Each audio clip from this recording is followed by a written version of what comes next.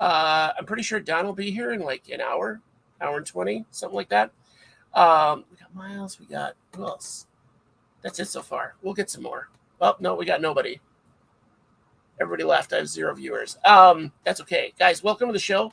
If you haven't been here before, welcome. This is maybe the best show you'll watch this week on YouTube. Um, if it's not, you can get your money back. So I'll give you your money back. It's not the best show you've watched on YouTube. So, what we do here every week, we try to talk to someone in the exotics hobby that could be related to isopods. I'm guessing that bearded dragons could. I'm sure they would love to snack on some isopods. We've got Heather here today. Mantis God's back. Yeah, their name is awesome. I know, Mantis. Thank you. Um, but we're going to talk to Sean from Swampys Grubs today.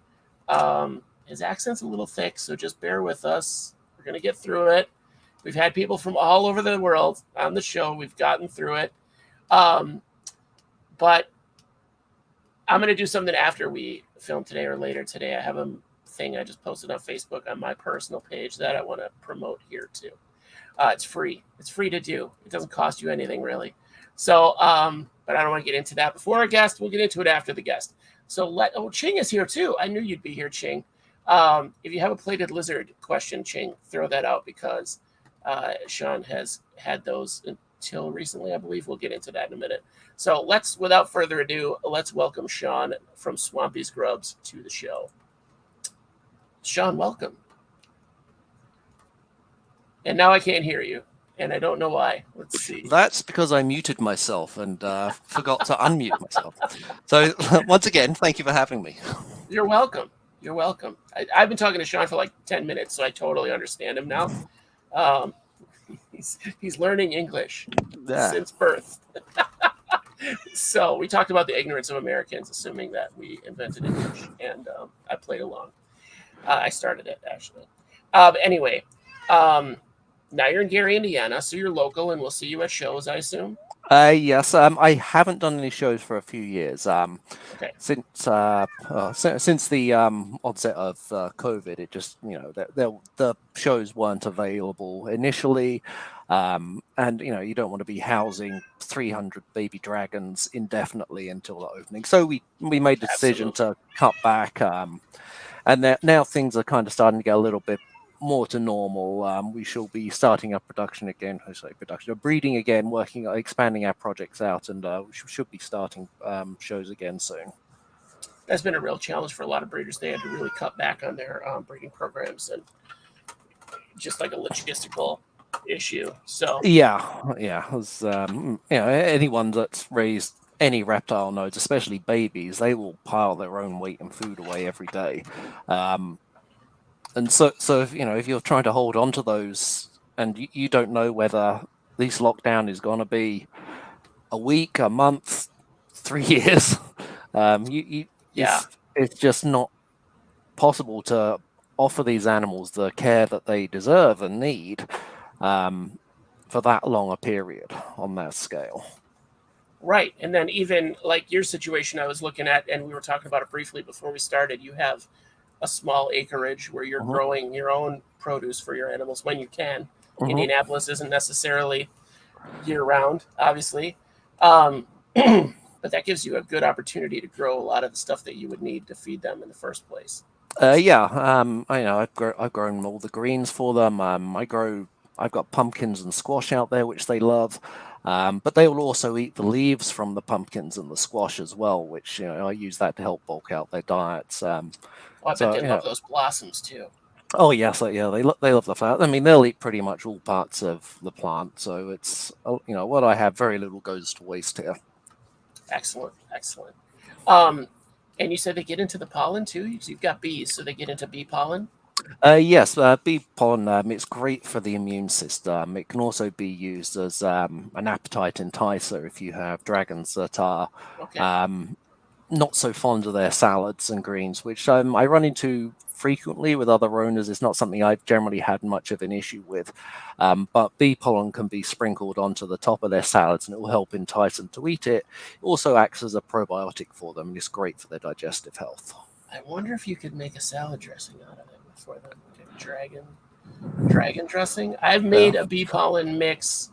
It's bee pollen, honey, and brown sugar for my aunts, Hmm. and they love it. They go crazy for it. It smells awful. It smells like spoiled beer, but they go crazy for it. But it kind of goes bad fast. But I think it would be good to mix maybe Gotcha. in It small could be. batches. I mean, for if you're really going to make it as a dressing, I would just use a dry dressing, because you're going to be supplementing with calcium and multivitamins for your dragons anyway.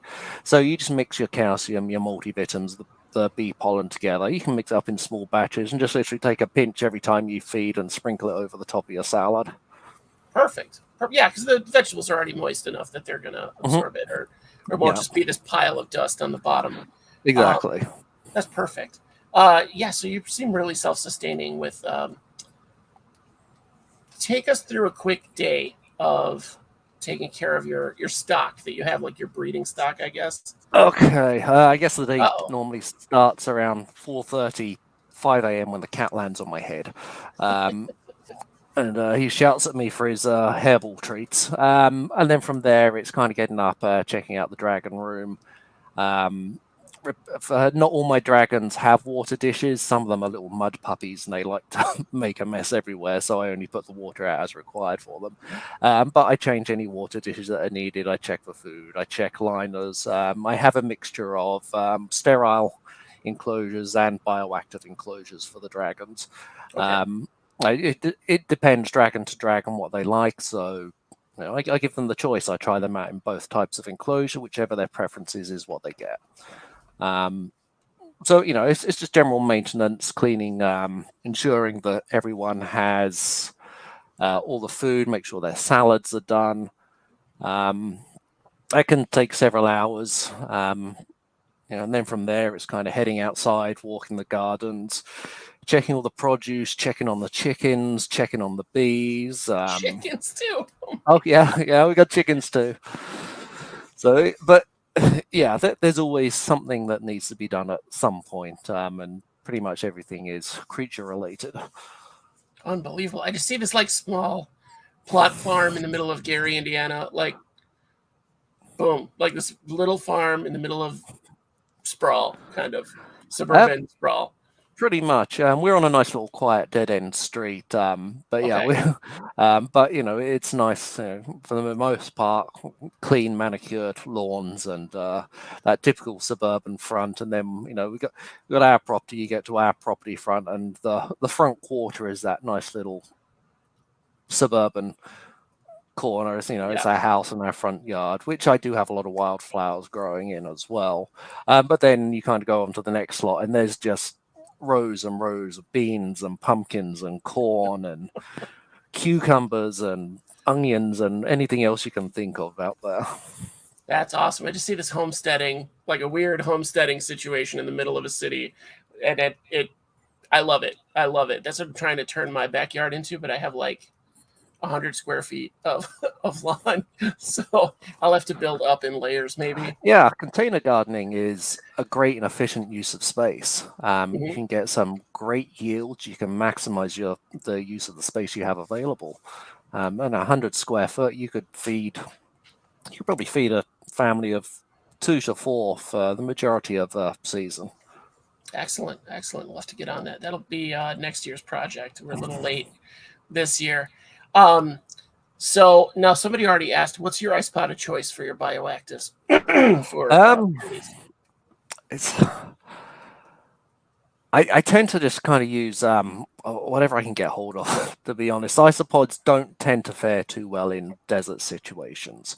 Okay, I do what I can. I have like submerged wood in my enclosures and the bottom layers, which I'll damp down so the moisture kind of soaks into the wood and goes into the lower layers. But I don't want to be raising the humidity too much in my enclosures for the dragons.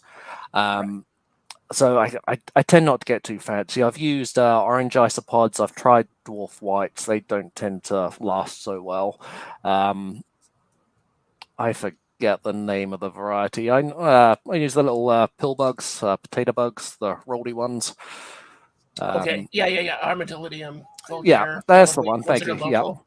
yeah. Okay, And also powder blues last really well. Giant powder blues. Powder blues, I've heard it. All the powders, the pruinosis, have been very popular with more arid species. Yeah.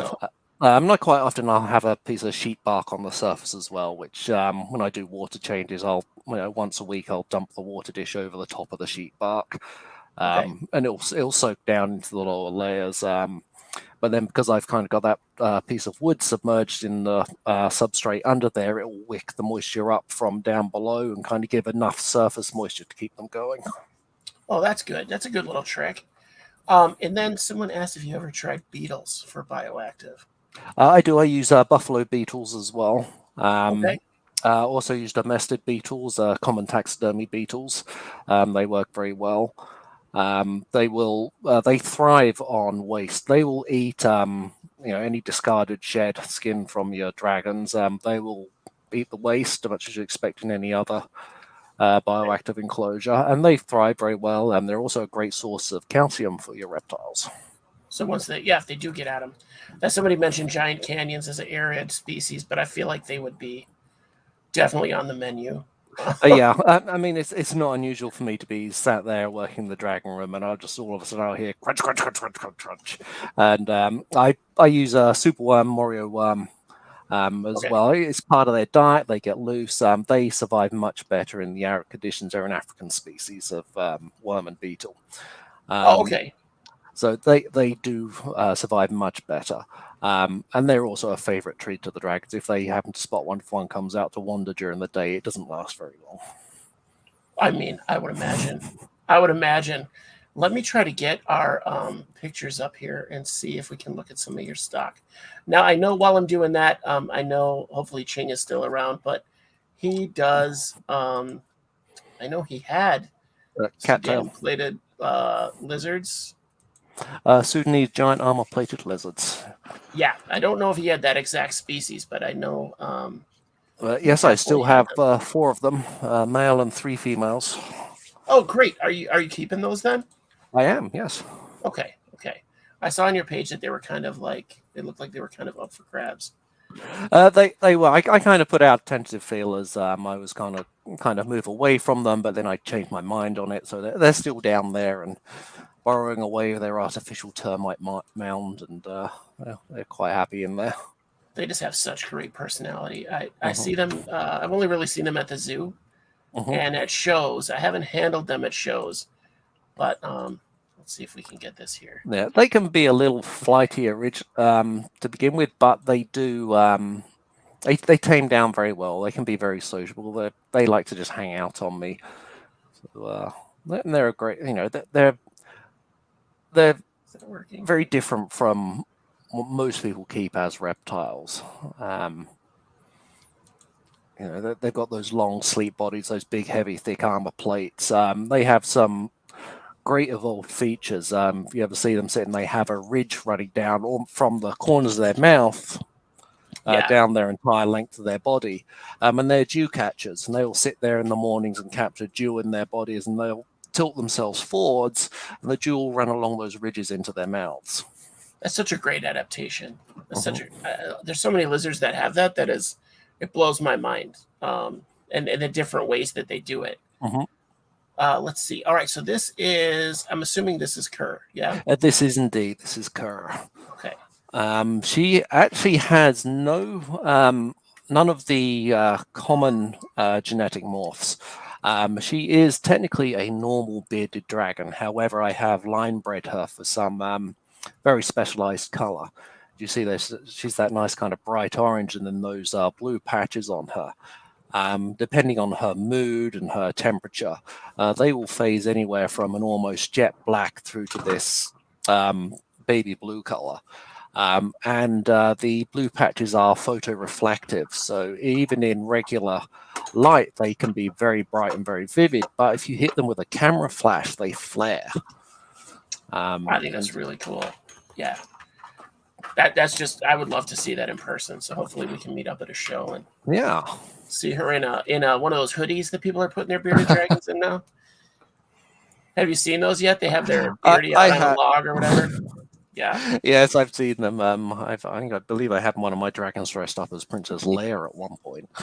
And I did a fancy dress competition for a couple of years at one of the shows we go to. And one year, my big boy Dante, That's he went as the awesome. Mad Hatter. I got pictures around somewhere with him with a big old top hat on.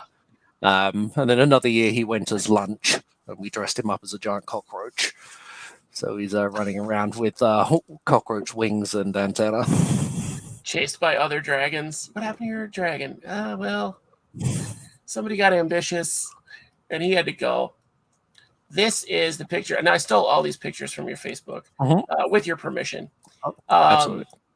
Now these are. Is this all? No, this is not her, right? This is not No, this is John Smith, also known as the Red Tornado. Okay. Again, it's I love working with the reds, the oranges, the bright yellows, trying to work the blues into them. And you see this scale type here. He's got that very deep orange background, but then all the different textures, scale types. He's got a mixture of leatherback scales in there and normal scales in there. And the larger normal scales have taken on the blue tinting.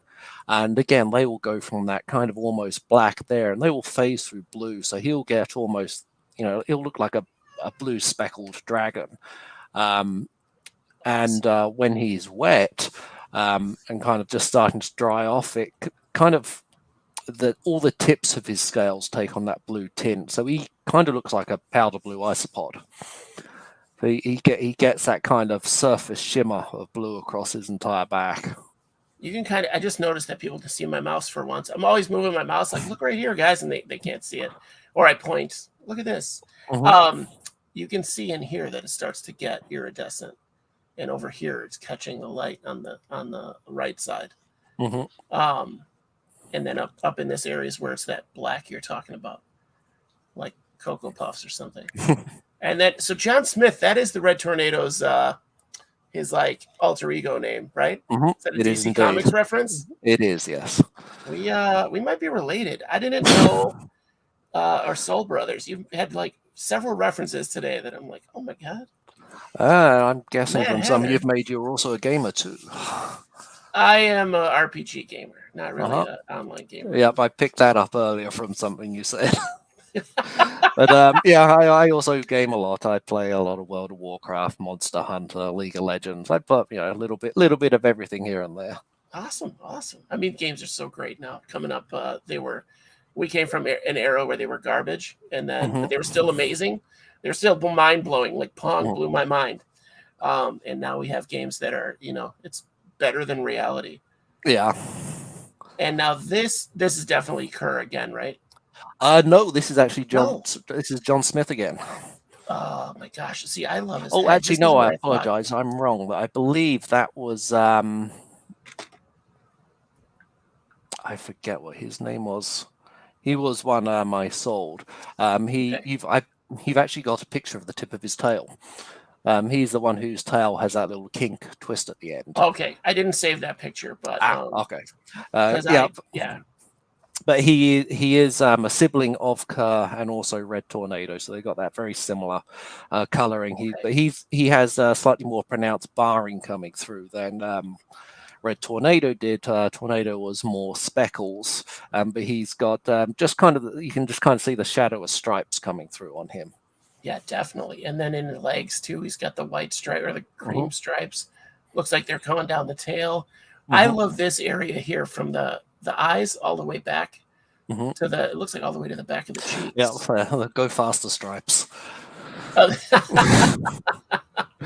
yeah, again, that's quite a prominent trait in my dragons. A lot of them have those eyebrows, and they'll have this deep color ring around their eyes, but then they have very pale flecks around the tops of their eyes, and they look like they all have big fancy eyebrows. But then also there's a lot of concentration in the color running down the sides of their face to give them these stripes. And I have that effect in various colors. I have it in reds, deep oranges, yellows. That's excellent. Now I do know that when beardies, like regular beardies, get upset or defensive, they get under their chin gets like black. Black. Yeah. Does that turn black with these guys, or is it a different color with these guys? It turns black. It varies. I mean, the black is a defensive color, as far as I Yeah. know. Pretty much all dragons do that. But I also have dragons. They will, depending on the mood, that black can also be red. They will pump out the color instead of black, and that's more of a look at me, look how pretty I am. They are Oh, okay. All they're right. showing off. And so a flared beard and is normally a display of some sort. It doesn't matter whether it's defensive, if it's aggressive, if it's a mating display. The Okay. flared beard can be used for a whole lot of reasons, but the color it turns can often determine their mood. So, but when they go that thick jet black, that is an unhappy dragon. I've seen some videos where it looked like I felt bad because it looked like the guy taking the video was trying to do it on purpose to get the reaction. And I was like, Hmm. oh, Yeah. not ideal, but it is educational, I guess. Mhm. Who else do we have here? This is a red beard. That is, I think that was who was that?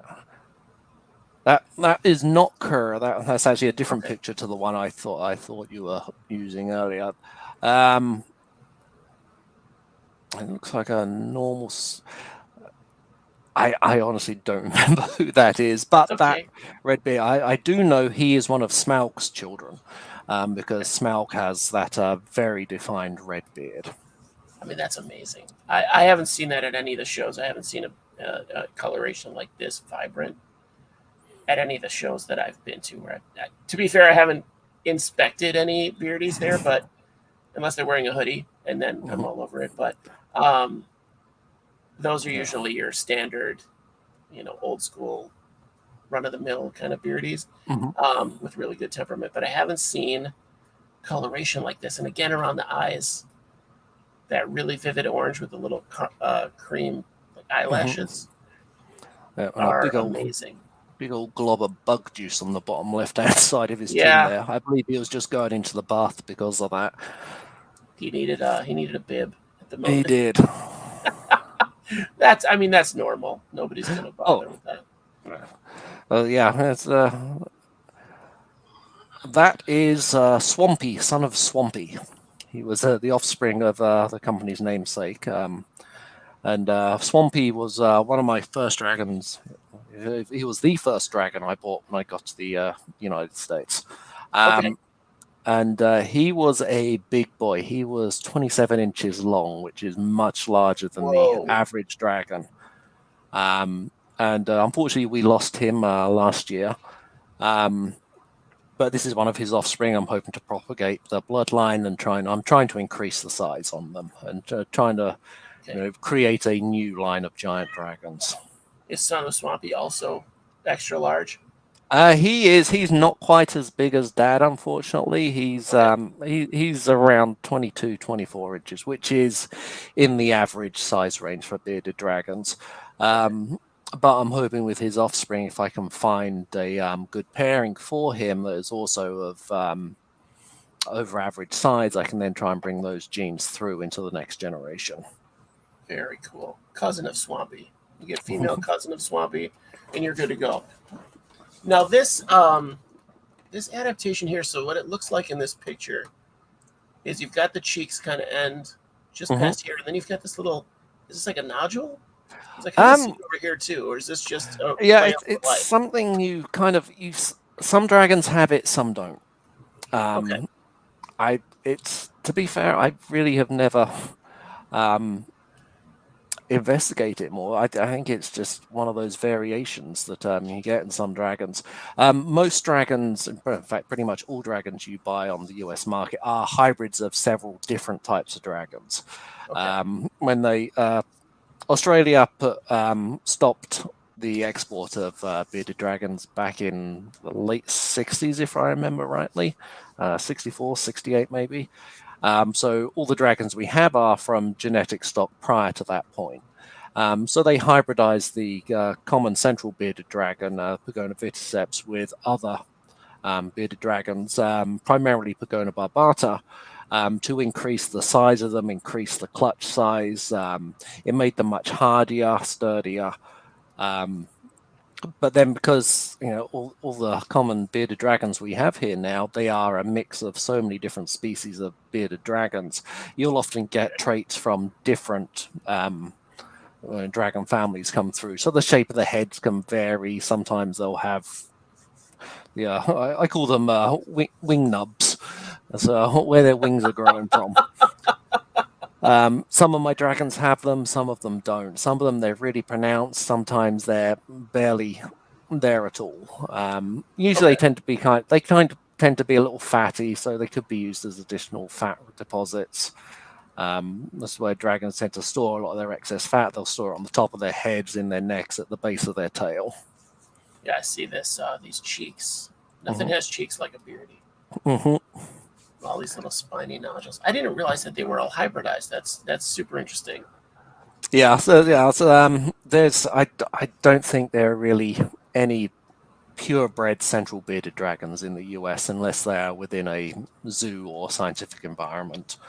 So as I say, we are 60 years out of the last domestic, the commercial bearded dragon coming out of Australia. So, the genetic stock was very limited even then. So over the years, they've had to mix them with other varieties of bearded dragon. I believe there are 7, if I'm remembering, seven different species of Pagona. Varying in size. Pagona barbata is the largest, the eastern bearded dragon. The central bearded dragon, Pagona viticeps. Then you have the Lawson's, the Henry Lawsoni, I think. I can't remember the names properly. Lawson's dragon, Rankin's dragon. They're a very small dragon. Those tend to be the central bearded dragon, and the Rankin's dragons are the most common ones that you'll see as pets. The central bearded dragons that we get here are all hybridized. And they tend to be hybrids of, as I say, the central and the eastern, the viticeps and the barbata. Okay, so they're kind of a hybrid of the bigger ones. Yeah. Okay, of course, America. We have to. Yeah. Well, the advantage was it increased their lifespan. It made them larger and hardier. As I said, they have larger egg clutches. It just made them a much more stable species for keeping as a pet. Sure. But there's that trade-off. You have to have a lot more space, right? For these. Yes. Yeah. Indeed. Okay, I want to get through the pictures and then we'll get into some general care type questions. But oh my God, what a gorgeous! Yeah, that's Kerr again. That's in a cool state. Those baby blue bars are much closer to the black end of her scale there. Can I zoom in on this? I want to see. Yes. I just want to see how we go. That's really maintaining its pixeling, so that's good. Yeah, these are so pronounced right here. So it's like blue to purple. You can definitely see where the light hits it in a different way, how different it looks. So it's in person, it's got to have some kind of an iridescence to it, does it? Yeah. So it's I can hold her in my arm, and as I kind of tilt her, you get that sheen run across the surface. Depending on, so if I kind of tilt her and I have the light source off to an angle, as that light hits across the top, you can see it kind of phase the color as she turns. That is just gorgeous. Now, she just happened to kind of show up in your collection, or did you pursue this? I didn't pursue her specifically. The colors I was working with. I was working with the reds, the oranges, and trying to pronounce the blue bars. She was. It was a. I believe it was a hypermelanistic translucent. And I had leatherback and something else in there. I was trying to combine 4 different genes. And so I had all these various combinations, and she hatched with just the regular normal scale, none of the other genes present. But it was her color that came through super pronounced. So she got kept back so that I could work with her color and try and then start mixing her. If I can get her color and patterning with the leatherback, the smaller, finer, smoother scales, then that pumps up the color that much more, gives the pattern much more definition. That'd be so great to add to the hobby. That'd be something just amazing to add to the hobby.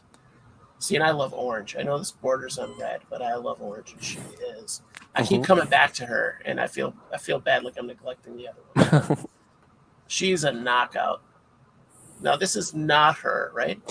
This is not her. That is Swampy, son of Swampy, as a baby.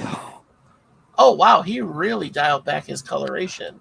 Yeah, the colors will change quite a lot. He still gets again. You can see kind of a slight shadow of the bars on either side of the Uh-huh. pattern there. Those bars do come through as he changes color and temperature, mood. Okay. But they're mostly. I think the picture you had was him, I think, in a relatively cool state. I think he was just going in or just coming out of a bath in that picture. You can still kind of see the. It almost looked like he had a texture to his. Hmm. I want to go back to that picture because there we go. Yeah. So yeah, you can see the same pattern there on the Like this back. here. Uh-huh. Yeah. But this right here is really interesting. Those little saddles. I don't know what Hmm. you'd call those. Yeah, saddles works. Look at that. I just started it, guys. He's got saddles and wings. Oh, wow. We can really zoom in there. And then we can see these nodules that I'm talking about for those of you that couldn't see my awesome mouse usage. I mean, even, I hate to use the word standard because he is clearly a really great specimen. Just, yeah, you can still make out the blue stripes that you were talking about. All right, so that's our picture time, guys. I can actually look at comments again. Let's see. Okay, we're going to put us back in the bigger view because I like that better. I'm vaccinated and boosted. Amanda Scott showing off. Okay, with it. Somebody's asking if the dragons would eat blue death feigning beetles or try to eat blue death feigning beetles. They will try to eat anything that moves. So yes, Okay. they will. I would imagine And they spit them out. Like they're pretty hard, aren't they? um, I assume you've seen the giant hissing cockroaches, and they Yeah. yep, they have the males have those big armored plates on their heads.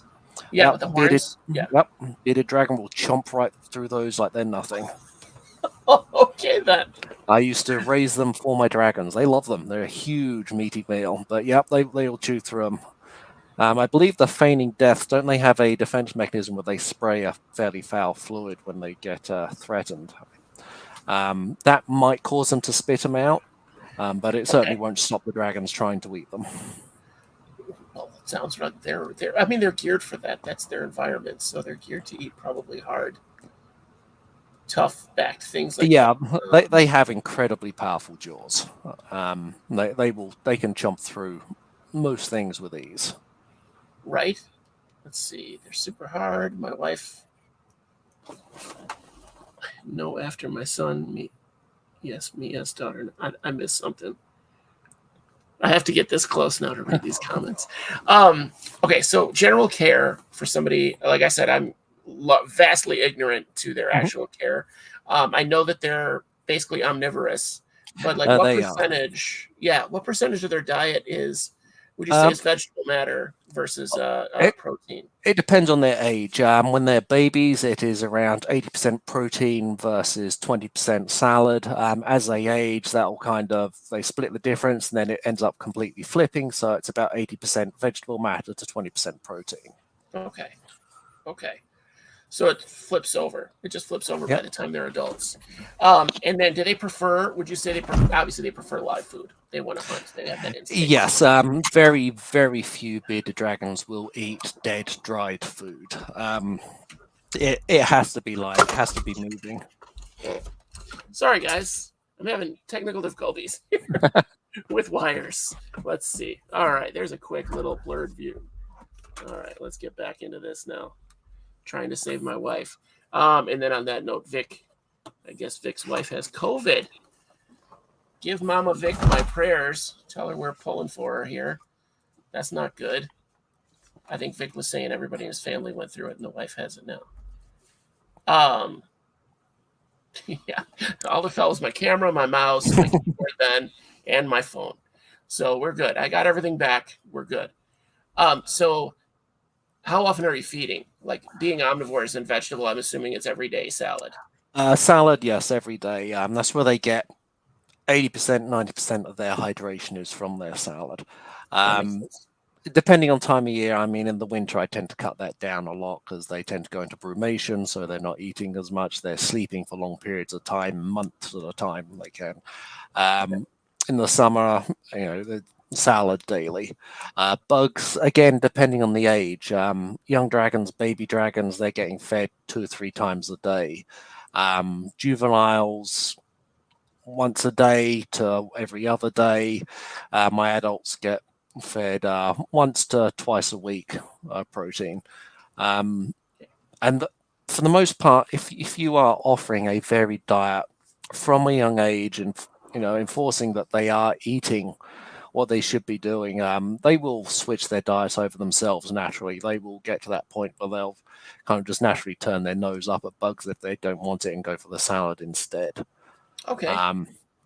But also some dragons get trained, a lot of dragons get trained into bad habits where they are overfed protein and they will start ignoring their salads entirely. So it can then be very difficult trying to get them to eat their greens. So it's something I always try to be good with when raising dragons, is making sure that they have that salad all the time. When I'm feeding, I put their salad out first. I wait until they've eaten the salad before they get their bugs, and kind of train them into that habit. Same as you would a human child. You got to eat your dinner before you get your dessert. Right. And then as they grow through to adults, they kind of retain that, and they learn that that's where their moisture is coming from. And keeping a good variety of food as well, keep them interested. If you're feeding them the same thing every day, they will lose interest and they won't eat. If you're just trying to feed a plate full of kale every day, the dragons are not going to be happy with it. They're just going to turn their nose up to it. Same as with, I'm sure, most reptiles, most animals, a large varied diet will keep their interest and encourage them much more to eat what they should be eating rather than snacking on cheeseburgers all the time. Right. So, like my cats. Yeah. One of them has gotten into stealing. If I have a cheeseburger, if we do takeout, he comes up and snatches it if I'm not paying attention. Oh, my cat is chicken wings. He's a chicken wing fiend. Me too. Well, me too.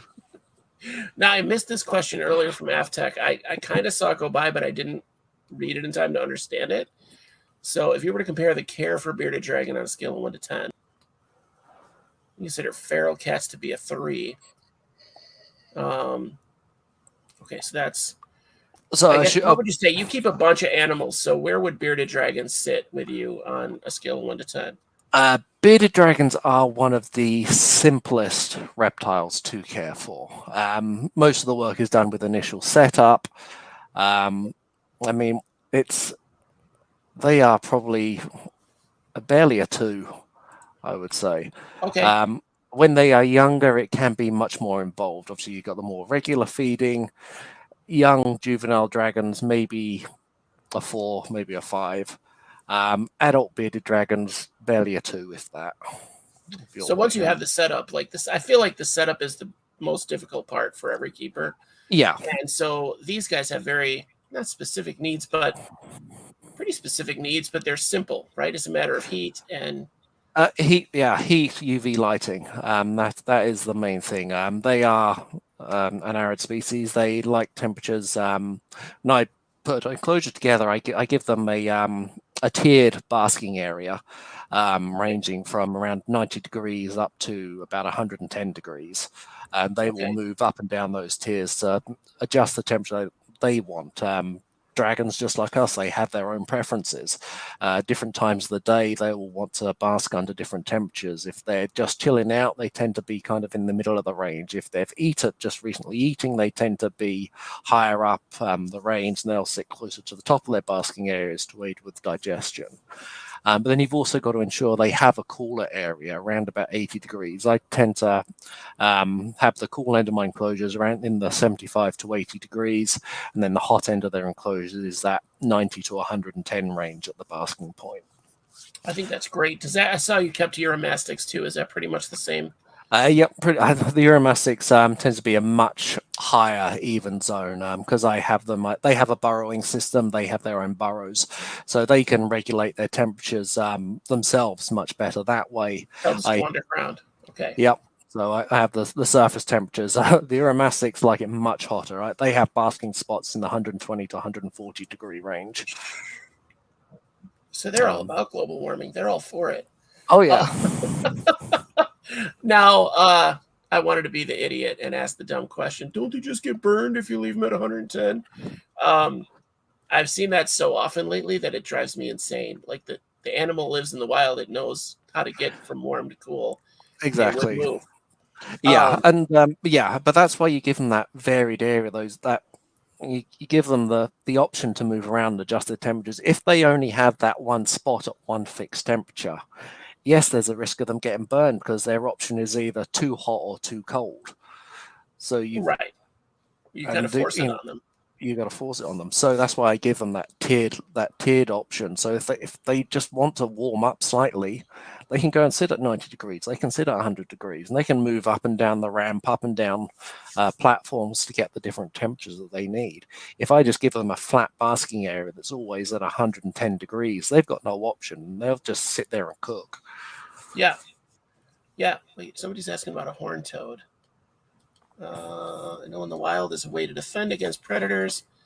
They squirt blood. They do indeed. Yeah. Beardies do? No, horned toads do. Okay. That's what I was thinking. It was getting confused. I was like, I've never heard of that from beardies. Yes, the horned toads, and it smells awful apparently. So, from what I understand, I watch a lot of Nat Geo. David Attenborough, any of those? Yeah, they're a fairly hard species to raise as well, the horned toad, because they will almost exclusively eat ants, and you have to have a pretty constant, fresh supply of ants. I feel like I have a 5,000 ant colony right here, and I think it would one horned toad would wipe it out in probably a week. Yeah, they'll eat 1,000 to 2,000 ants a day. Yeah, so not even a week. So it would be starving to death at the end of that first week. And I think this is as big a colony as I ever want. I don't want to have a whole wall. I'd have to have like a whole wall of ants for that thing. Avtech is asking if basically they see pictures of people handling their beardies all the time. Obviously, you had your pictures of you handling them. Do you think that they enjoy that? They can become very sociable. They get very attached to their owners. I've had free roaming dragons. They'll run around the room. They'll climb up the side of the bed and come sit on my shoulder. Yeah. They will, they are an extremely social reptile. They, if they didn't like it, they'd be trying to run. They'd be trying to escape all the time. When an animal actively comes to you and chooses to perch on you, comes to you, they will run down my shoulder and sit on my leg so I can scratch their back easier. They are a very intelligent species of reptile. They're also dopey as all hell, but they can be very intelligent. I'm recently very surprised because I never considered reptiles at all to really be intelligent. Like they don't. I always thought they were just instinctive, like reptile brain. Everything is on instinct and for a purpose. And now I'm recently learning there's massive amounts of intelligence in these creatures. They can be trained. You can train them off of audio and visual signals to perform actions. It's the same as food conditioning, showing them a red panel and they eat one type of food, show them a blue panel and they eat a different type of food. I've seen people build assault courses for their bearded dragons and train their dragons to navigate these courses, overcoming different obstacles along the way. So reptile intelligence, yes, there is a lot of that reptile brain in there. There is a lot of instinct into them. But they also have the intelligence to learn and adapt, which is why reptiles have done so well over millennia. They adapt extremely well to most situations. Right. And you see, over millions of years, like crocodilians are way smarter than they look or act. They're finding that they're way smarter than we thought. With being able to adapt their hunting techniques for specific prey, and it's not just something's here, snap. It's different techniques that they're using for each of these prey items. Yeah. So Hey, something on that line. Many bearded dragon owners will tell you that their dragons will develop a tendency to poop in their food bowls. Yes, most What this? reptiles. Yep. Did you know why that is, or why it's No, theorized that is? I don't know the theory, but I know that they do it. Yep. What is frequently attracted to poop? Insects. What do lizards eat? It's very cool. So they're setting bait traps. Yep. I thought they were training their owners to change their water. Like, hey, I want fresh water. So get this But out yes, of it here. is theorized that they will focus their excrement in certain areas to attract bugs, so they can sit and perch and watch it and hunt. That's pretty genius. That's a pretty great adaptation to put those two things together, to notice that they go towards poop, to make that connection. I'm kind of boggled. That's a really cool. If that plays out, if that's something that they can prove out, it makes sense. It makes sense. That's a theory that I would totally accept. But I never thought that they would put those two things together. Because I've been studying animal intelligence for the last few years. I've been following a lot of studies on it, and between like crows and ravens, certain parrots, chimps, elephants, dolphins, all of that. So um, to put that connection, that's a pretty big connection to make for a lizard to make. To poop here and I get food. I follow the food likes my poop. I'm going to poop and then eat near my poop. This is what we're going to do. That's a crazy connection for me to think they would make, but it totally makes sense. Totally makes sense. I always wonder, like, what was the first bearded dragon to figure that out? Like, Yeah. what's the first human that ate a lobster? What's Certainly wasn't me. no, pull it out of the water and go. Let's throw it Yeah, in the pot. that looks tasty. Throw it in the pot. Let's see what happens. It's not quite right. Give me some butter and lemons. So I could use more salad. Now I want a big salad. I really like the idea of mixing it up. Now, do you use what's some of the variety that you have? I saw the pictures of the kale. I saw you were saying everything from squash and pumpkins, kale. Yeah. Generally, you want dark leafy greens, things that are heavy in nutrients. Lettuces are 98% water, absolutely Yeah, no nutrition for your dragon whatsoever. You feed your dragon exclusively lettuce, they're going to be plenty hydrated, but they get absolutely no nutrition. And same with any food. There's a lot of controversy around feeding. Excuse me. sure. Around feeding spinach and kale, they tend to be high in oxalates, which can cause calcium binding in the gut. But it's the same with anything. In moderation, there is good nutrition in kale and in spinach. Small amounts of it mixed in with their salad is great for them, but you can't feed exclusively one type of greens. So I use turnip greens, mustard greens, collards. Okay. They'll occasionally eat a bit of cabbage. Tends to be high in sulfur, so I tend not to use too much of that. Pumpkin leaves, prickly pear pads. They love those. And then the vegetables. They like squashes, peppers, pumpkins. I mean, and the hard stuff.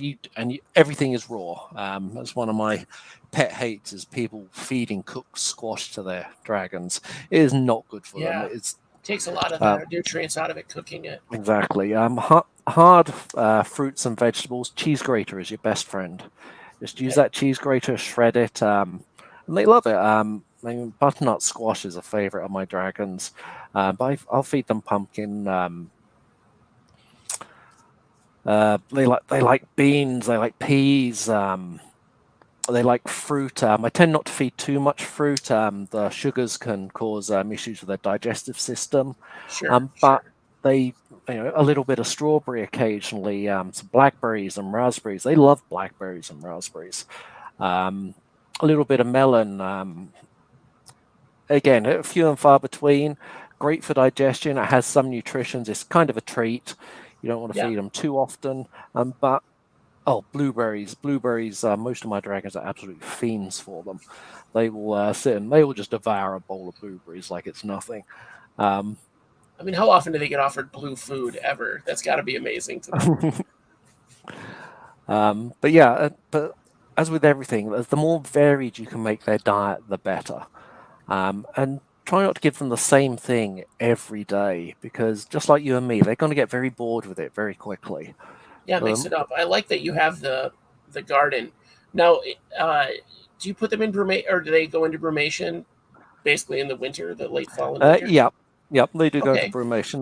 Brumation, because they're so heavily domesticated now, brumation can vary so much from dragon to dragon. Some dragons don't go into brumation at all. Other dragons, another one of my older girls who we lost a couple of years ago, she would brumate for 5 to 6 months a year. oh wow, Um, I have other dragons, they get a little dopey for a couple of weeks and that's them done for the season. And then I've also got dragons that do go down for 2 or 3 months at a time.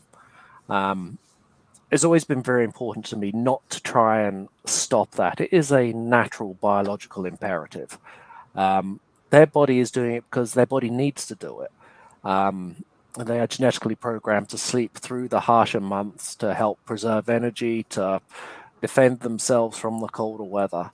Um, it's coded into them.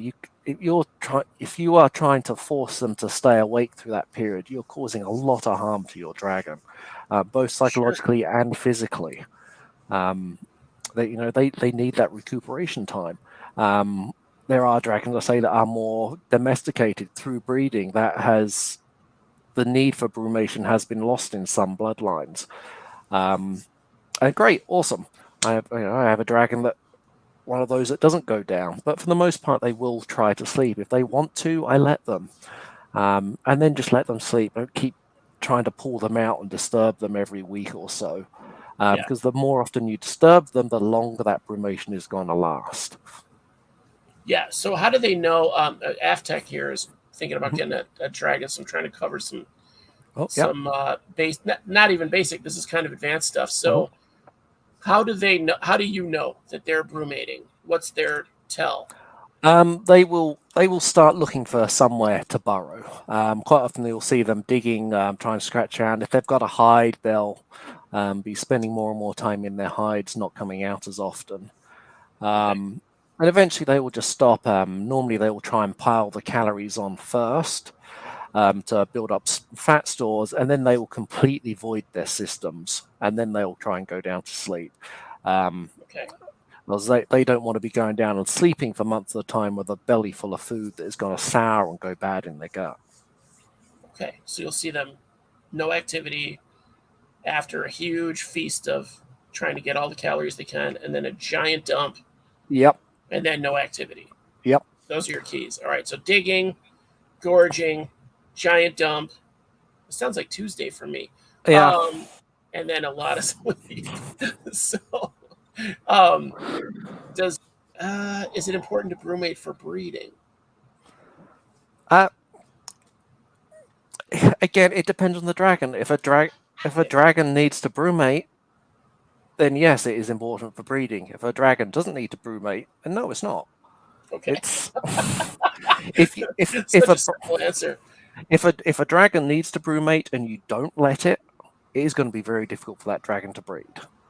Okay. And But then if it doesn't need to brumate, it will just breed just fine. So again, it varies so much dragon to dragon. that's so cool, though. I think that leads that cool variations. If you have three that in the same setup, even they might uh, Mhm. do totally different activities.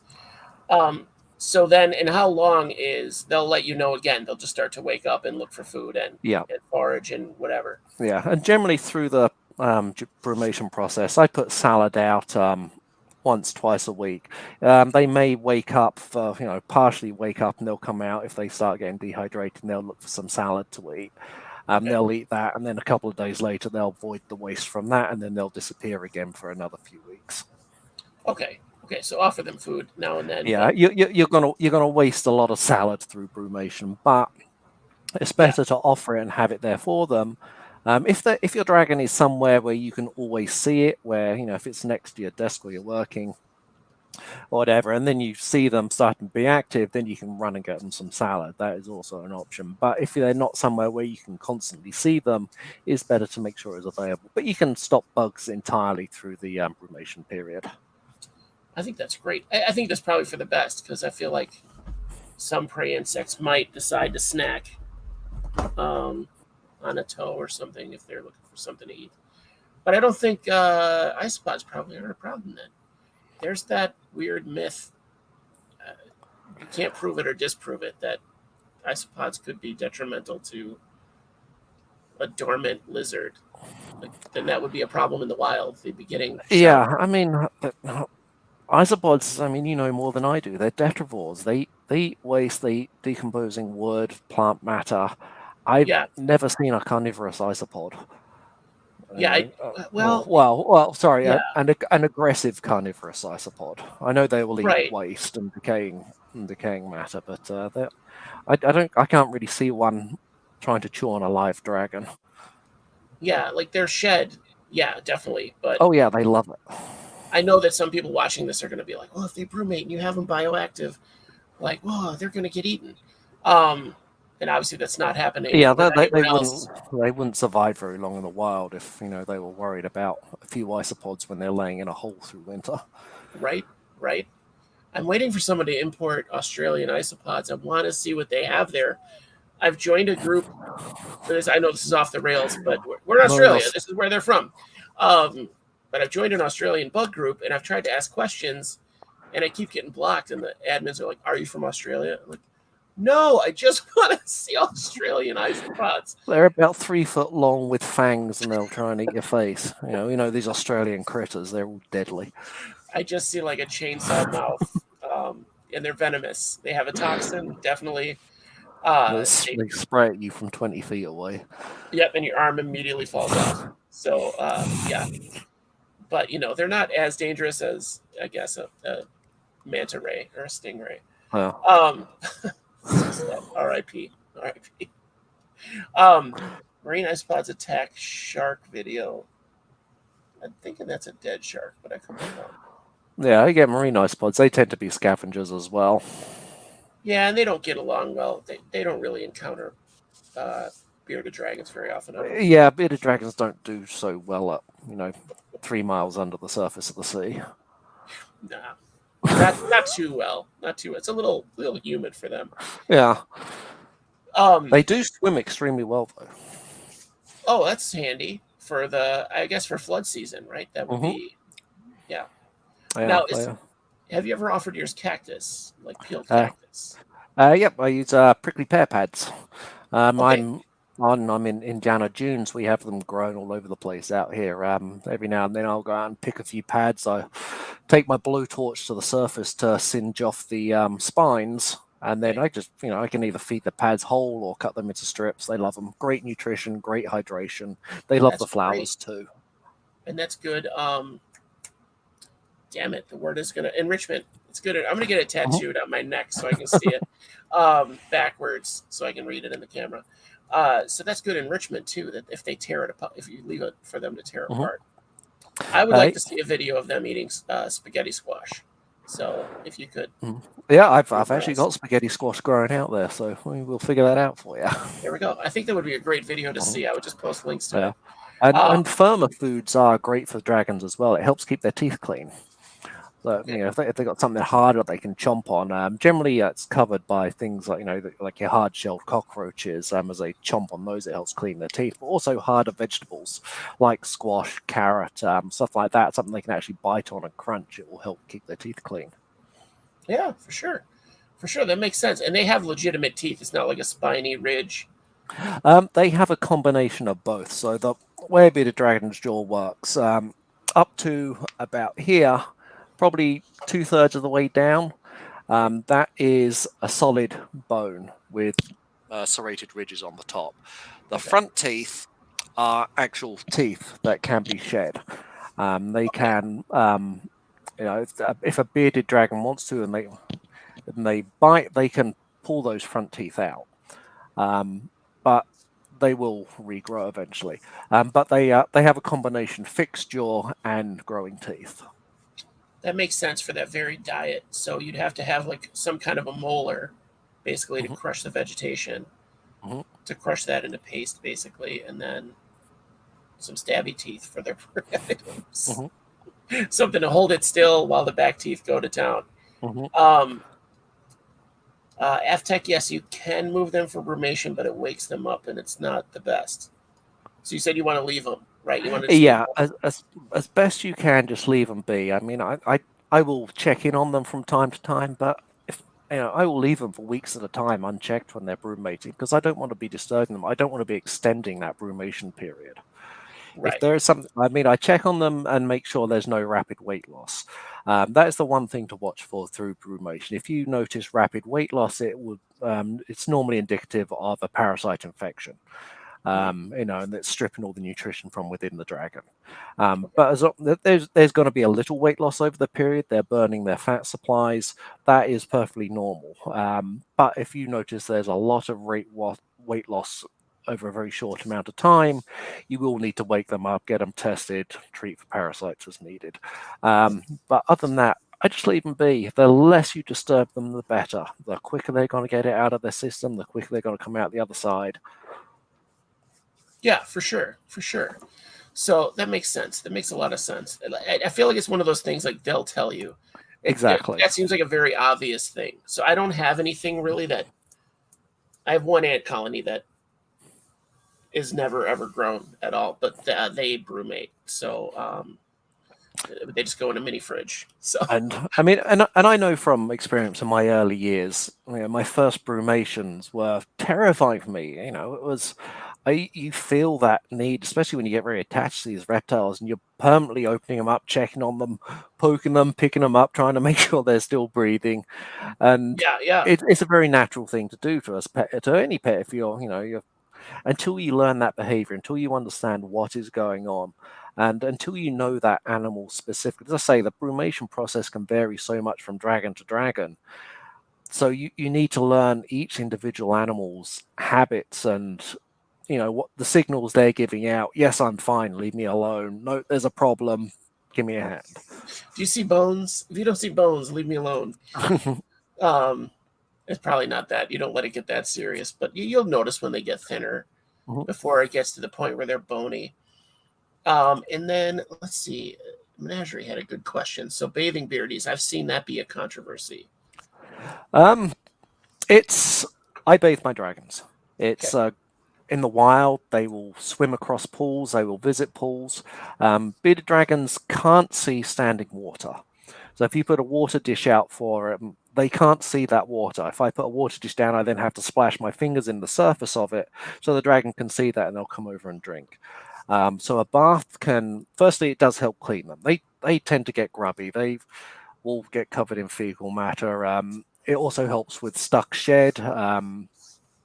It's a good practice to bathe them, and they will also take the opportunity to drink. They don't drink water directly often, but when they do, they tend to take a fair amount in to stockpile. Okay. Um, I bathe them 100 degrees up to the knees is the rule we run by.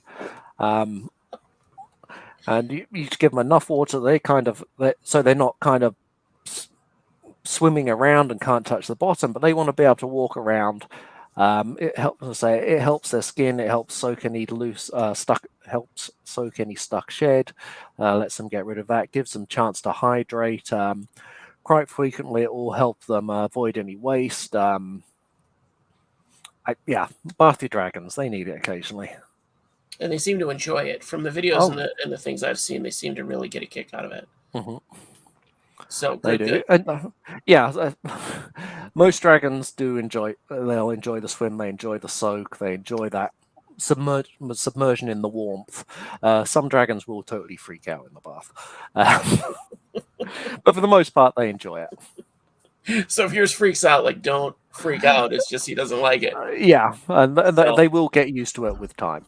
A good habit to get into, especially to help encourage them drinking, is a lot of people just put them in the bathtub. That's what I usually do. I have a tote and I put an air bubbler in the corner to keep the surface moving, so they can okay. see they're in the water, which encourages them to drink. If you've got them in the bathtub, put in enough water for them to move up and down, and then just turn the tap on very barest amounts so it trickles and drips into the water again, keeping that surface moving. Okay. So the ripples let them see, okay, I'm in water. That's a very derpy adaptation. They It can't be really standing is. water.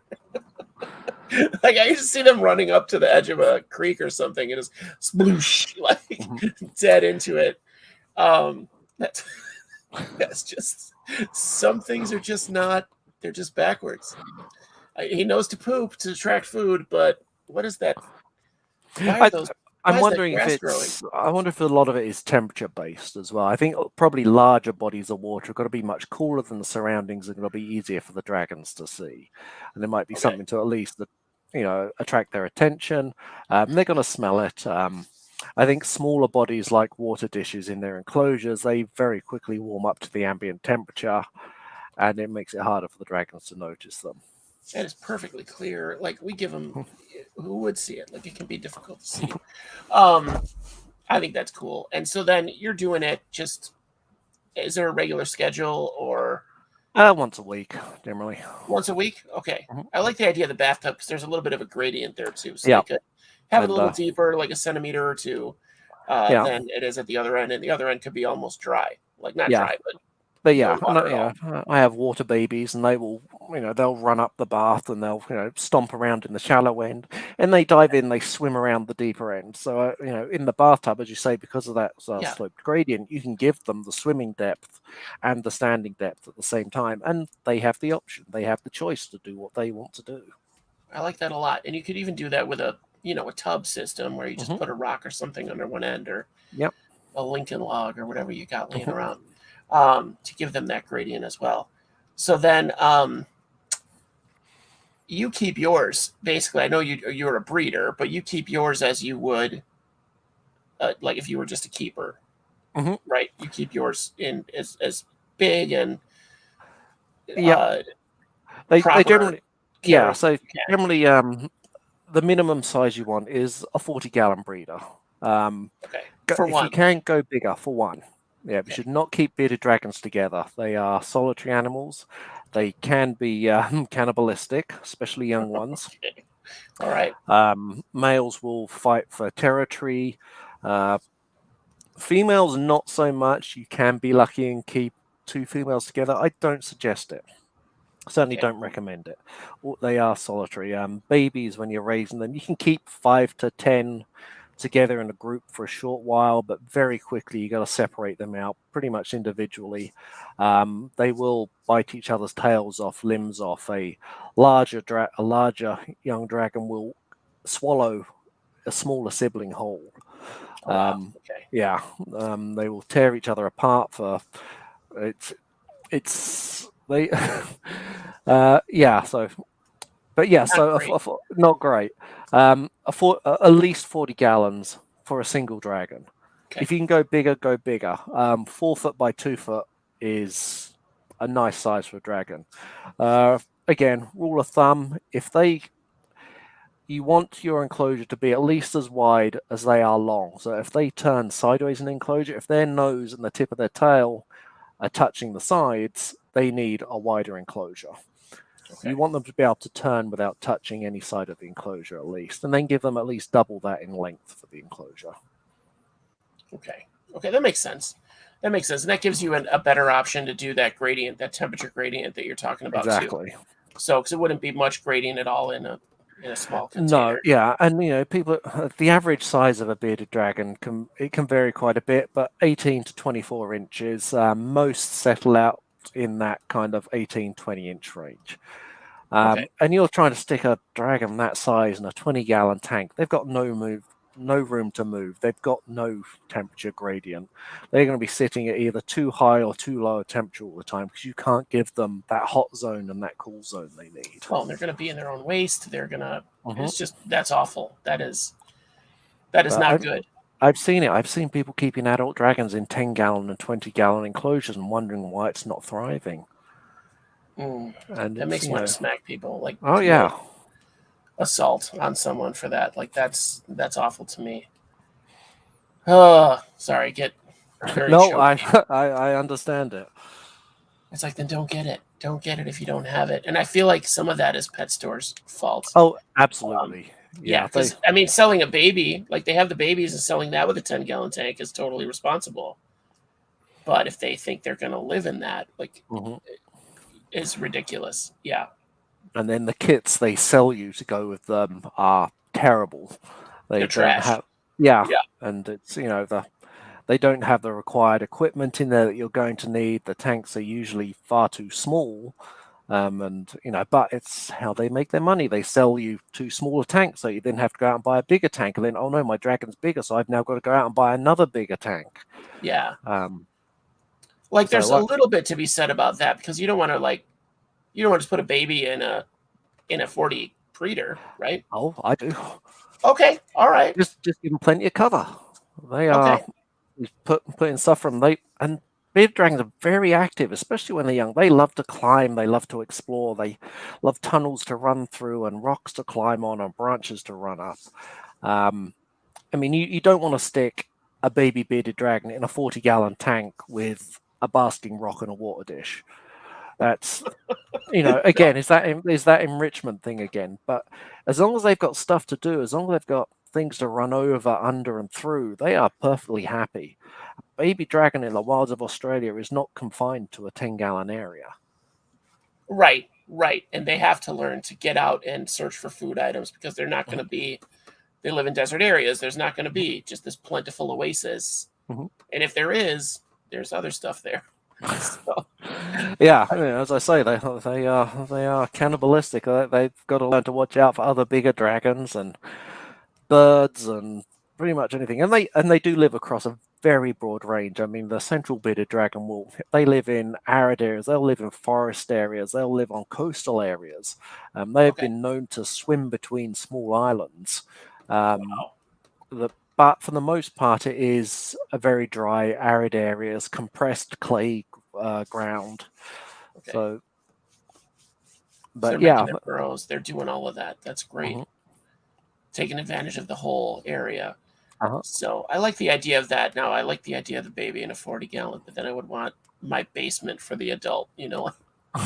Like here's some heat lamps over here. Here's some UV Mhm. or UVB. Here's a lake, a small lake over here. Mhm. Um, I like to see all those natural behaviors where they can get it as natural as Mhm. possible.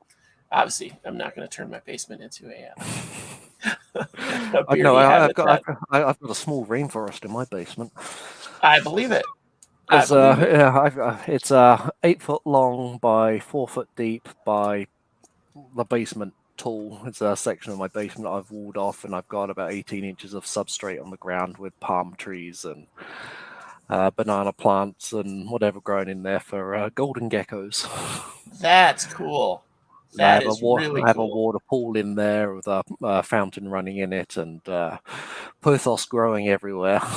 Ah, I'm working on something similar. I have to get the time and the money to get it all done and finished. So mine would be for emerald tree skinks though, so not quite a jungle. Mountainous maybe. I already made fun of Don, and he got here early today. Have we discussed substrate? I may have. No, we didn't discuss substrate yet, Don. So you said some you keep on sterile bottom, Yep, depending some on the are dragon. sterile. Babies, I tend to just use newspaper because it's cheap, it's disposable, and cheap and disposable is what you want for babies because all they do is eat and poop. As they get older, I tend to use either like a heavier backing paper or shelf liner, kind of like the plasticky rolls of plastic liner that you use to line your shelves in your kitchen. As long as it's not adhesive backed, that works great. You just pull it out, wash it, unroll it back into the enclosure. Um, Tiles work great. You can go to whichever your local hardware store is and have 4 tile cut to size to fit to line the inside of your enclosure. And again, you can just rig it so that you can lift it out, clean it, put it back in. Hard substrates are great, especially the tile. You get a nice rough cut slate tile, something with texture, and as they're running around, it helps kind of grind their nails down, keep their nails trim. They get very sharp and needly without any kind of maintenance. Something I'm frequently having to do. I used to do it at shows. Is I'd sit there with a set of nail clippers, and people would bring me their dragons so I could trim their nails for them. It's a great service. Um, But I always suggest have something with texture in your enclosures. So either have that tile floor, have their basking spot be a nice big rough rock, a big chunk of sandstone, granite, something that hasn't been polished. So as they're climbing up and down, as they're moving around, they're just naturally wearing their nails down as they would in the wild. Same as when you walk your dog down the street and it naturally keeps their nails trim. And this is a great benefit to them because I can do it. I'm well practiced, but trimming their nails can be very difficult if you don't know what you're doing. There's a very real risk of nipping the nerve, nipping the vein that runs through the nail, and your dragon is not going to be happy with you after that. So if you can give them that natural option to keep their nails and trim themselves, it's much better for the dragons. It's better for everybody. It's less time. Absolutely. I mean, you got to still monitor it a little bit, but Hmm. yeah, giving them that option or Yeah. that ability to do Uh, that is great. Yeah, but all my dragons have a rock basking point, and it tends to be fairly high, so they have to scramble and climb up the side. So Okay. I do trim the nails maybe once, maybe twice a year at most, just kind of as a maintenance to go over. Without something like that, I would have to trim the nails probably every month.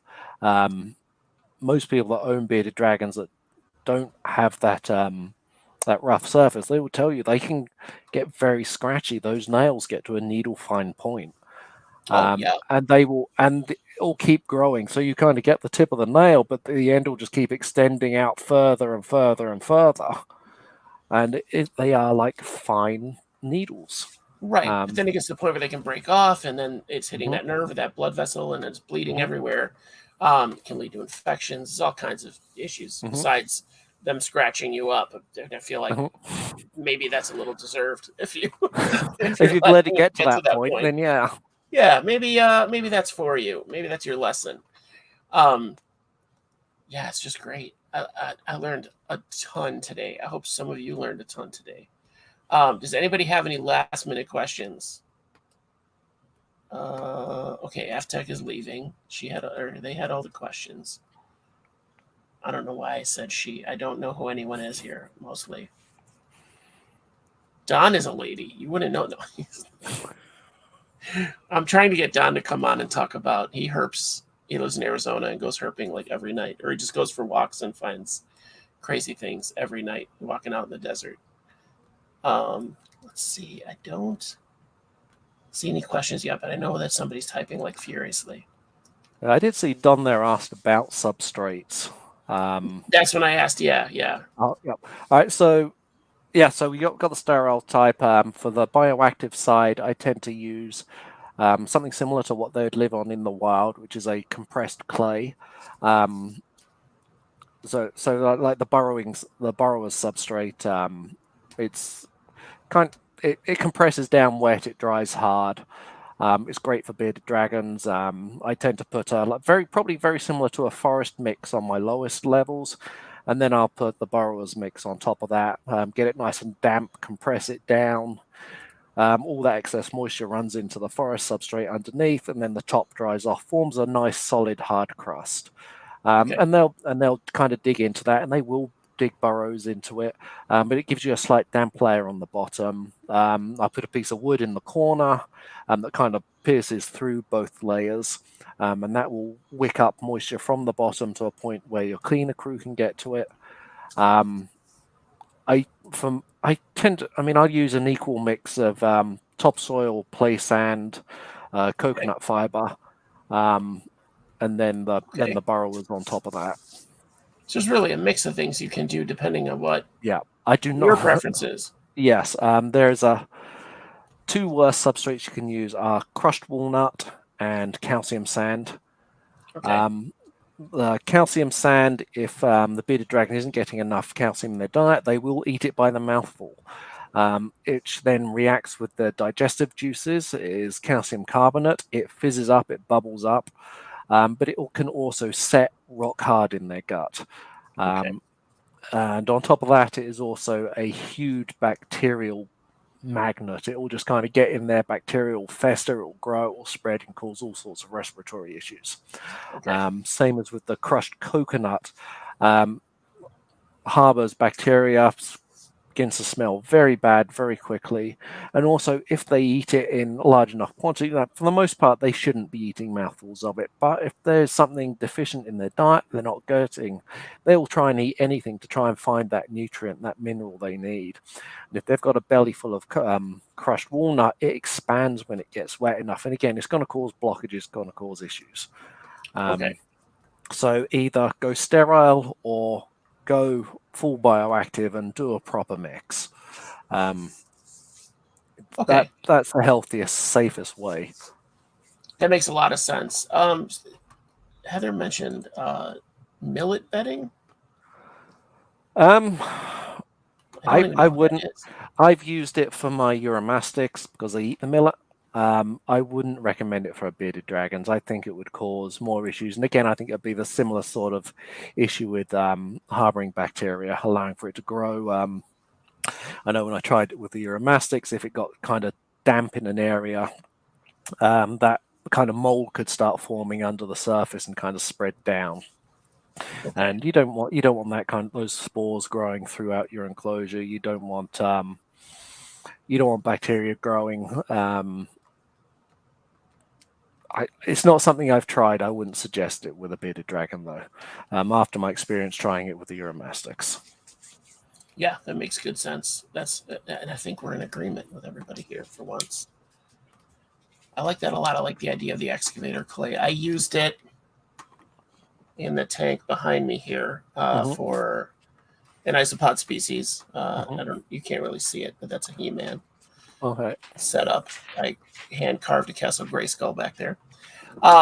Very proud. Oh, there goes your ghost cat again. It's just like all of a sudden this tiger blur behind you going nuts. But I used the excavator clay and I mixed it with things I know that they would enjoy. So, some rotted wood, some leaf litter, just shredded leaf litter, just all kinds of things that I thought they would be able to dig out or chew out or whatever. Yeah. So my Uromastics they're 50-50 excavator clay and play sand for about 6 to 8 inches in the bottom of the enclosure. Oh, wow. And then a 2 or 3 inch layer of pure excavator clay on the surface. And I've got some rocks and things set into it. I put it all in wet, compress it down, and left it for a couple of weeks to dry out and form that shell. And then the Uromastics get in there and they can burrow through that crust, which holds everything in place. And then there's enough of the excavator mixed in with the sand that their burrows hold form. And they love it in there. They got their own little network of tunnels and chambers in there.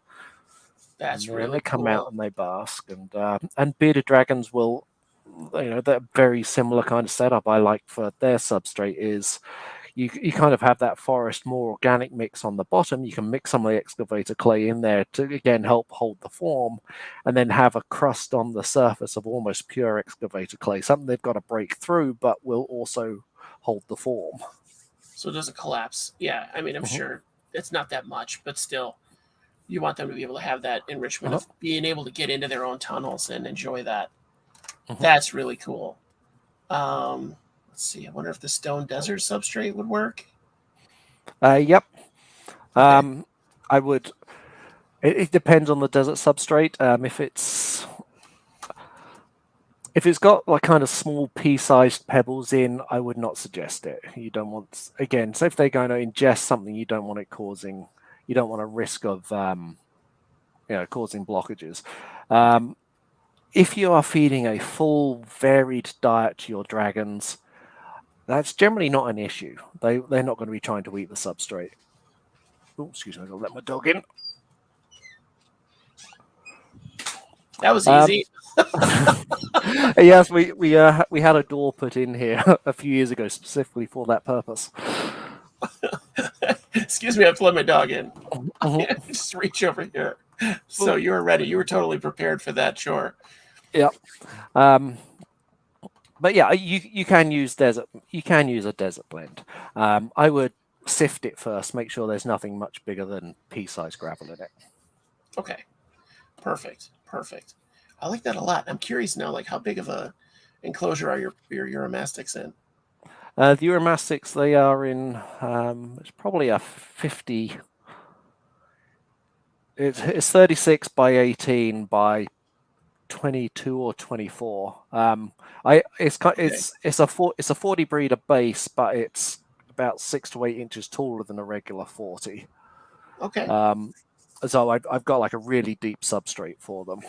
Yeah, it sounds like it's really interesting. So when I had leopard geckos, I didn't give them the excavator clay because I didn't know it existed, but I took foam and like a couch cushion foam and cut it to match the 20-gallon tank that he was in, and then carved out my own tunnels for him, kind of like an ant farm style, so I could see him. And he loved it. I sealed it all with the coating like you would do for your driveway or something, so it was rock texture, and I use bathroom grout. Oh, okay, all right, that works too. But yeah, expanding foam is the great stuff. Expanding foam, I kind of spray that in to get my rough shape, let it set, carve it into, make any adjustments I need to carve, and then I just coat the entire lot with bathroom grout. And then you can texture the surface, and you can sprinkle sand over the surface while it's still wet or whatever, just to kind of let it give it a bit of texture, and it comes out nice. Very cool. Very cool. Yeah, I know these things now. I didn't 25 years ago when I was keeping leopard geckos, but my two that I had. So I thought I had them in a separated enough enclosure, and I didn't. And I came home to one trying to attack the other one, so I got in the way and got a good bite. I didn't realize how sharp their mouths were till then. I think that's it. Ghost dog pops in. Yeah, that was a ghost dog. It was pretty cool. Maybe beardies taste like tires. Yeah, my audience likes to decide or figure out what things would taste like. So I do see a question about humidity there. okay. I just see that. Yeah. Yep. You're looking at 40 to 60% is 60% is on the high side. I'd say 20 to 40%. You're trying to split the difference. If it's too low, they have shedding issues. If it's too high, it causes respiratory issues. So 20 to 40% is a good range. It's going to fluctuate a bit. Higher humidity is not too much of a problem as long as they have high airflow. High humidity in standing air will cause respiratory infections very quickly. So try and stick in the 20 to 40% range. If you find your humidity is a bit high, especially if you're looking at a bioactive enclosure, an old sock, stuff it full of rice, hang it in the corner of the enclosure, helps suck all that excess humidity out of the enclosure. That makes sense. Yeah, I imagine they like good aeration, good airflow. Yes. Yeah, so always very important. What is my accent? It is an English accent that has spent 12 years mixing with the American accent. It's not that bad. It's Indiana. It's an Indiana accent, in case you're wondering. I asked the same thing. It was one of the first questions I asked. I didn't want to make the mistake. I quite frequently get Australian or South African because of the blending of the accents. I kind of splits the difference. I thought maybe Australian, but if you ask an Australian if they're English, they get super pissed. And I don't know if the reverse is true. English people tend to be very laid back in my experience. But I didn't want to mess that up. Just ask. Just ask. Yep. Yeah, just ask. No such thing as a stupid answer. Who doesn't want to talk about their upbringing, right? Or their nationality. Everybody loves that. This has been great. Like, I learned I could keep bearded dragons now with some confidence. Yeah, I mean, you're going to spend a week or so setting up your enclosure, getting everything right, and then it's good to go. And you can make minimal changes over the next, 10 to 12 years average lifespan of a dragon. And they'll just live quite happily. And I do try and change things up occasionally to give them a bit of variance. But for the most part, they can live in the same enclosure as long as you keep it clean. It's minimal maintenance, especially if you go that bioactive route. As you know, most of your waste is dealt with. Every now and then you kind of go through and pick out any of the urates that are left, that, big old mineral clumps. Your isopods will kind of scavenge on them a bit, but it tends to be a bit more than they can keep up with. But all the heavy organic waste is just going to disappear into your cleaner crew. So it's very minimal maintenance. Give them a bath once a week, feed them a salad every day, bugs, whatever they need for their age. A very, very simple, manageable reptiles. People ask me, what are the best starter reptiles? I say, well, if you want to go for a snake, go for a ball python. If you want to go for a lizard, go for a bearded dragon, or a leopard gecko. So the leopard geckos, you've got that risk of them throwing tails. If that's going to skeeve you out, go with the bearded dragons. They're so laid back. They are so easy to look after, to manage, to handle. They're very friendly. They enjoy being handled. They want to hang out. I can go to the supermarket with a dragon hanging out on my shoulder. I have gone to the supermarket with a dragon hanging out on my shoulder. I walk around the store and everyone's, is that real? And they all want to come up and pet it and touch it, and they're quite happy to just hang out. They're very sociable animals. They're very handleable. They're very friendly. And they all have their own personalities. That's a real bonus for a reptile to have a reptile be that chill around humans. Because, like I said, you see them at shows. They're just out on a weird little couch that someone made for them. Because they look like that fat, lazy, like they should have a Netflix remote, the Amazon Fire Stick. Yeah, so they seem like that. That's their personality for the most part, that they aren't bothered by it at all. Yeah, and again, same as with any animal, it all comes down to the owner. If you raise them with care and respect, they're going to be beautiful animals. If you neglect them growing up and raise them, you're going to end up with an aggressive animal. If you're going to raise an animal and neglect it, don't get the damn animal in the first place. Yeah, it's not a Pokemon. It's not a Pokemon unless you're collecting it to have like a really cool setup or, keep them ideally. Then yeah, why bother? Because they're not side pieces or show pieces unless you're going to keep them perfectly. Yeah, they are. I know you have display reptiles that don't like to be handled. Bearded dragons are not a display reptile. They need that interaction. I think that's great. I think you sold me. I don't have to talk to my wife. She's into tortoises, but I think this might be the go-between. We have an empty. Think of a bearded dragon as a spiky tortoise. I could. I have an empty 125 that I found that I don't think will hold water. I think that would be a really good option for it. Yeah. Yeah, I think mine are about 120, 4 foot by 2 foot by 18. Okay. And that's about 120.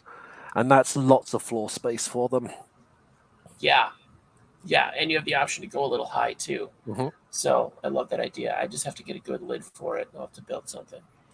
So, yeah, I love it. I feel like I'm totally prepared now to have a bearded dragon. Now I need to start on that. Well, let me know. I've got care sheets and everything. I can certainly send those to you. Well, I'm going to let you know to get one from you. So that's okay. That's when you know. So I'm like, hey, Swampy, hook it up. It'll be time. So I'll need one of Kerr's babies. Yeah, we can figure something out. I'm sure we can get something special going. Son of Kerr. Yeah, because I think that would be really cool. Now I'm sold. I was always like, oh, whatever. I didn't care. And now I care a lot about beardies. So you guys will see that happen. They're in our logo. It's primarily in our logo. It's one of the main things in our channel logo. Yeah, and they're one of the most recognized reptiles, so because they're such a great temperament. They are, specialist collectors. There's a lot of reptiles out there that the specialist collectors have them, and not many people know a lot about them because they have a lot more work involved with them. Bearded dragons have always been very popular as pets because they are so simple to keep. And they're such great temperaments. That personality that they have, then that ability to just exist with people and enjoy interaction, seemingly, is fantastic. I think that's a huge seller. And now the intelligence mixed with the stupidity has me really. I'm like, they're just like me. It'd be like having a lizard version of me in the house. So, yeah, I'll definitely be in touch with that. And then I'll be in touch again otherwise to talk about native plants as well, maybe. Yep. So we haven't done a roundtable in a while, but I think it would be a lot of fun to do a roundtable for that topic. It's very near and dear to my heart. So, and you're local to me, so I think we share a lot of the same native plants. So, guys, I hope you learned something. One of the things, did you want to go before I get into my thing that I was going to talk about, or you don't know what it is? I But don't know what it is. you can go or you can stay. It's up to you. So, Um, um, I will probably continue viewing. I will let you get on with your show. all right, But, it's almost done. It's just an add-on. So, I had a great time. Thank you so much for agreeing to come well, on. And thank you for having me. anytime, anytime. I literally had a great time. So, and we've been dying to talk about beardies on this channel for over a year. I've been trying to get a beardy person for over a year. So I appreciate you coming on and doing this with us. So yeah, have a great day. All right. Thanks, Sean. And you have a good evening. Bye bye. So guys, this is my topic of the night. That's my personal topic. So I haven't done a personal topic in a minute, but we appreciate you, Mantis God. For those of you that have watched this far, I just want to point out that I don't get to look at all the comments and I don't pay attention to all of them. I try to pay attention to the guest more than anything else in the conversation, but I do try to get to the comments. So if you don't see me get to your comment, it's not personal. It's not your question wasn't stupid. I just don't always have time. We would fill up the whole hour with questions that you could probably, I think it was an ant that just went over the camera. You could probably just reach out to the person anyway. You could reach out to Sean at Swampys and ask your question directly. So we're kind of here to get that organic reaction. So anyway, the thing I wanted to talk about, I posted it on my personal Facebook, and everybody here right now, I believe, is my friend on my personal Facebook. So you may or may not have seen it yet, but a couple years ago, I got enthralled by a movement that you wear a safety pin on your apparel or your bag or whatever. So I have them on all my hats. I think it's over here, actually. So I got a large safety pin here. It's on every one of my hats. It's on my backpacks. It's on my man bags. And everyone asks the same question on every jacket that I have, every hoodie. Everyone asks the same question, like, "Oh, is your clothes, are they falling apart? Do you need me to sew a patch?" And I'm like, no, it's a conversation starter, for one thing. So what the safety pin symbolizes, it's not my thing. I saw it somewhere and loved it. It represents that you're a safe space. So not in the like way that Republicans want to make it. Not when I say Republicans, but some people want to make it like a thing that is for soft people. It's a safe space. Like you're not going to tolerate racism or misogyny or whatever thing you want to call it. So whatever kind of discrimination or violence or aggression, you're not going to do it. Oh, Sean, you get to watch from the regular YouTube.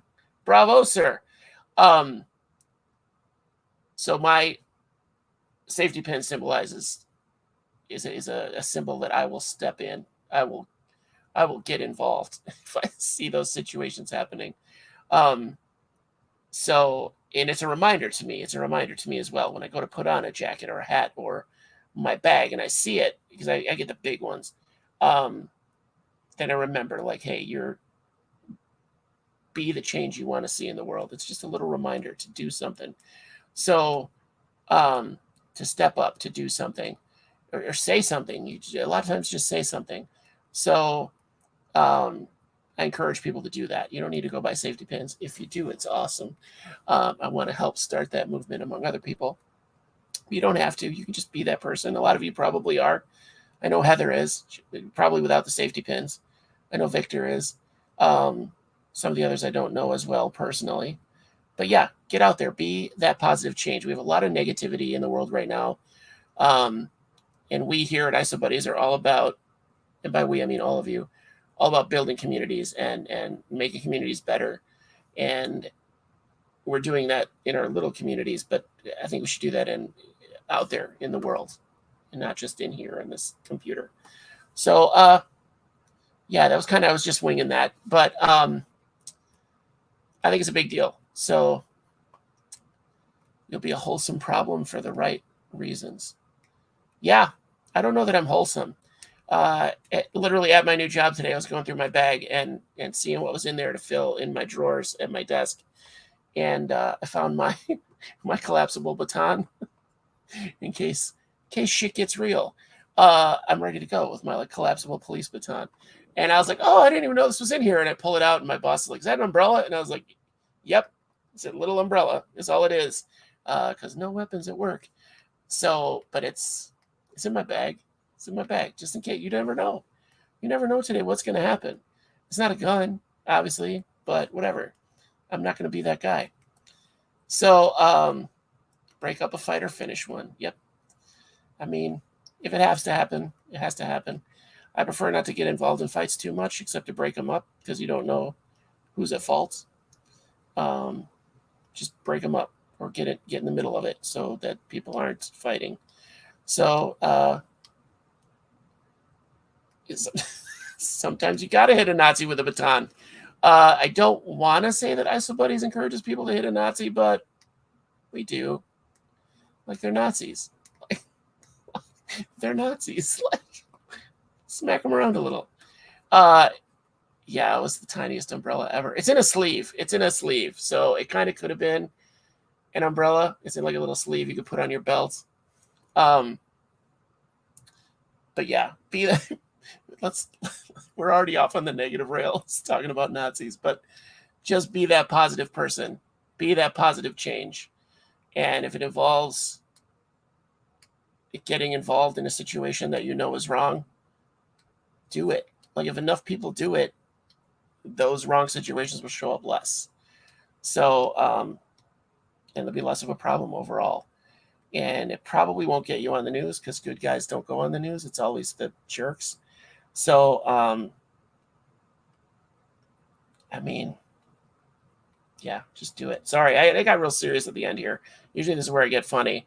So, my little jaglones, we are going to see you next Tuesday. We are going to talk to, I wish I knew what the heck I was doing ever. I definitely have a guest. So we are going to talk to, come on, calendar app. That was Swampys. Next week, we're going to talk to Josh Crestinet. We're going to talk about, or Kristinet, Ants Flagstaff. We are going to talk to him about mounting insects, so for preservation. He does a lot of that. So I know he does it to send specimens in to be cataloged. So when he finds a new ant species in an area where it maybe wasn't documented before, he'll send it in, and so it is documented. And he has a private collection of mounted insects. And we're going to talk to him about that. So we're going to talk about wasps, mounting wasps in particular, because we had a discussion about wasps. So, yeah, Victor's a Viking. If Victor came to break up a fight with me, it would be, I would stop that fight. Yeah, we're going to talk about mounting. Ooh, Victor, I didn't even think about how to make it sexy. We'll make it sexy. We have a couple more between now and the 16th. The 16th is going to be just me. And I want to tell everybody what the subject is, but I kind of don't want any more input on the topic. So I want to be able to really make it my own. So we'll see you guys next Tuesday. Like I said, next Tuesday is going to be bring a notebook, because you might want to take notes on this one. I know everybody wants to keep their little specimens. I want to be the person bigots are worried about. Yes, Miles, I definitely do. Yes, I want bigots to be uncomfortable around me. I want that to be, that's what I want to see people. I want jagoffs to see a safety pin on someone and be like, oh, maybe I'll think twice before I make fun of this Indian person's accent at Panda Express, which that seems very specific. That's the last time I had to get involved in a situation personally. So, yeah, that wasn't very good. I got really involved. So, anyway, guys, we'll see you next week, Tuesday, same time, same channel. Love you guys. Watch ISOBuddies. I'm going to put up some proposed ideas. So, for some new practices around here. So anyway, I love you guys. Seriously, everybody, my primo jaglones, love all you guys. Okay. We'll talk to you later. Peace.